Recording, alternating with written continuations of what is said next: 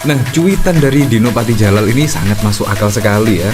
Apakah semua lupa ya kalau saat ini Panglima tertinggi adalah Pak Prabowo Subianto, yaitu Presiden Republik Indonesia. Kalau kita lihat pada saat lalu itu sangat mengejutkan sekali ya. Ada pemberitaan tiba-tiba anak dari Tri Sutrisno yang setidaknya mendukung Gibran untuk diganti, tiba-tiba dimutasi. Pada saat lalu rame diperbincangkan ya, wah ada apa ini?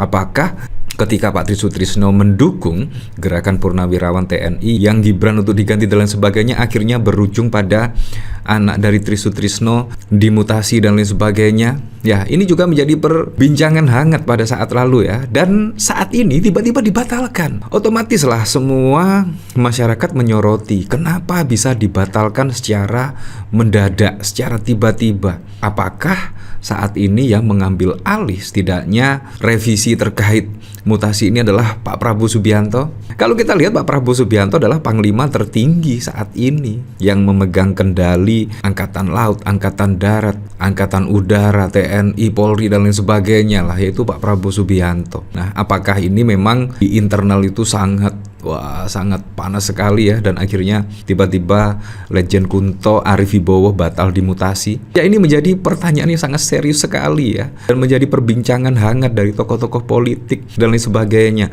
Ini bahkan juga dikomentari oleh Dino Patijalal. Apapun alasan di atas kertas pembatalan mutasi Legend Kunto yang penuh kejanggalan, meresahkan publik dan juga internal TNI, nampaknya ini sinyal keras dari istana bahwa Panglima TNI tertinggi adalah Presiden Prabowo, bukan pihak lain. Apakah demikian ya? Ini juga sangat mengejutkan sekali. Nah, akhirnya juga menjadi perbincangan hangat dan akhirnya rame diperbincangkan ya, karena memang pada saat lalu ada pemberitaan Pak Tri Sutrisno itu turut mendukung lah setidaknya Purnawirawan Jenderal TNI untuk Gibran diganti dan lain sebagainya. Tiba-tiba ada anak dari Pak Tri Sutrisno dimutasi. Ini sangat bohong sekali.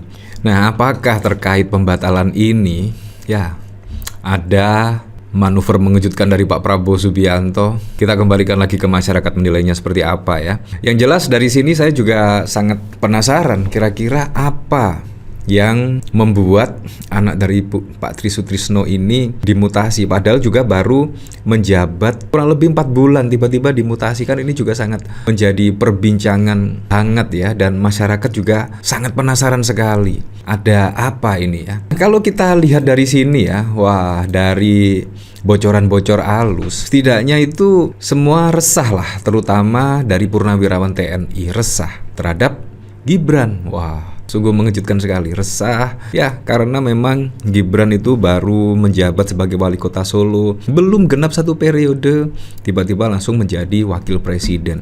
Bayangkan loh, wakil presiden ini harusnya memang lebih smart, pengalamannya lebih luas, kalau bisa daripada Pak Prabowo, lebih luas pengalaman wakil presiden. Tetapi kan ini Gibran tidak ya. Bahkan kalau kita lihat pada saat lalu itu seolah-olah berjalan sendiri-sendiri lah. Seharusnya Gibran itu melengkapi Pak Prabowo Subianto, bukan malah berjalan sendiri-sendiri. Ya seperti contoh pada saat lalu itu Gibran, dan itu ketika Pak Prabowo kunjungan kerja di luar negeri, Gibran membuat lapor Mas Wapres. Lapor Mas Wapres menurut saya hanya gimmick-gimmick saja ya, karena berjalannya sangat cepat sekali. Bahkan saat ini juga tidak ada pemberitaan lapor Mas Wapres. Nah, apakah itu juga saat ini di stop ya lapor Mas Wapres, karena ya terkesan berjalan diri sendiri, bukannya menjadi pelengkap Pak Prabowo Subianto di pemerintahannya, tetapi malah berjalan sendiri-sendiri. Itu kan juga tidak efektif sekali. Dan pada saat lalu tiba-tiba ada bingkisan ya, bingkisan sembako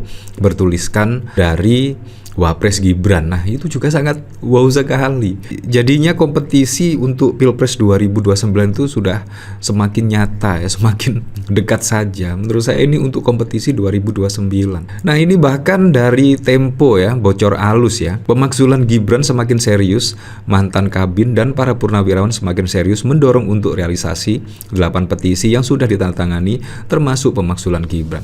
Dan bahkan non katanya dari bocor halus Tempo, mantan Jenderal Hendro Priyono juga mendukung lah, tetapi untuk tanda tangan petisinya itu menyusul dan tidak sekarang ini, nunggu waktu yang tepat kemungkinan ya. Ini sangat mengejutkan sekali ya. Ya, memang kalau semua dipaksakan itu pastinya akan tidak baik ya. Ya untuk semuanya, apalagi ini seorang pemimpin. Kalau semua dipaksakan pastinya tidak akan baik untuk bangsa dan negara.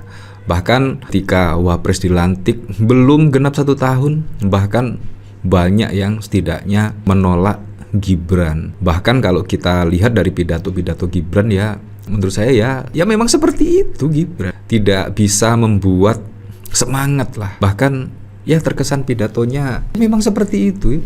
Itu menunjukkan memang ya kualitas Gibran menurut saya ya sebatas AI sajalah kemungkinan ya. Di sini bahkan para jenderal purnawirawan TNI dan komandan jenderal ex Kopassus resah. Mereka diskusi serius soal nasib bangsa dan negara sebelum akhirnya merumuskan 8 poin petisi. Salah satu keresahan para purnawirawan yaitu soal Wapres Gibran yang dianggap karbitan dari hasil acak-acak konstitusi dan lain sebagainya. Nah, saya juga jadi penasaran ya. Kira-kira 8 petisi dari mantan jenderal purnawirawan ini apa saja ya. Nah, nomor 1 kembali ke Undang-Undang Dasar 1945 asli sebagai tata hukum politik dan tata tertib pemerintahan, mendukung program kerja Kabinet Merah Putih yang dikenal sebagai Astacita, kecuali untuk kelanjutan pembangunan Ibu Kota Negara IKN. Wow, menghentikan proyek strategis nasional, PSN PIK 2, PSN Rempang, dan kasus yang serupa dikarenakan sangat merugikan dan menindas masyarakat serta berdampak pada kerusakan lingkungan. 4. Menghentikan tenaga kerja asing Cina yang masuk di wilayah NKRI dan mengembalikan tenaga kerja Cina ke negara asalnya. 5. Pemerintah wajib melakukan penertiban pengelolaan pembangunan yang tidak sesuai dengan aturan dan Undang-Undang Dasar 45 Pasal 33 ayat 2 dan ayat 3. 6. Melakukan reshuffle kepada para menteri yang sangat diduga telah melakukan kejahatan korupsi dan mengambil tindakan tegas kepada para pejabat dan aparat negara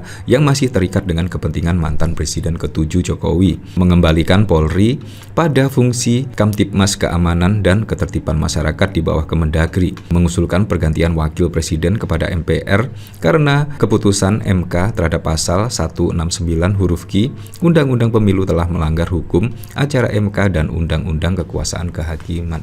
Bahkan tidak hanya itu saja ya, pada saat lalu juga ada dari Pak Sutioso ya. Pak Sutioso bahkan mengkritik setidaknya menteri-menteri Pak Prabowo Subianto yang sowan ke Pak Jokowi pada saat lalu ya. Itu menurut saya juga sangat bohong sekali. Dan Pak Jokowi terkesan malah dipublikasikan dan lain sebagainya lah, seolah-olah Pak Jokowi itu masih berkuasa, masih ya seolah-olah 3 periode lah. Itu juga sangat mengejutkan sekali dan bahkan juga menjadi kritikan lah dari warganet dan lain sebagainya. Itu sangat mengejutkan.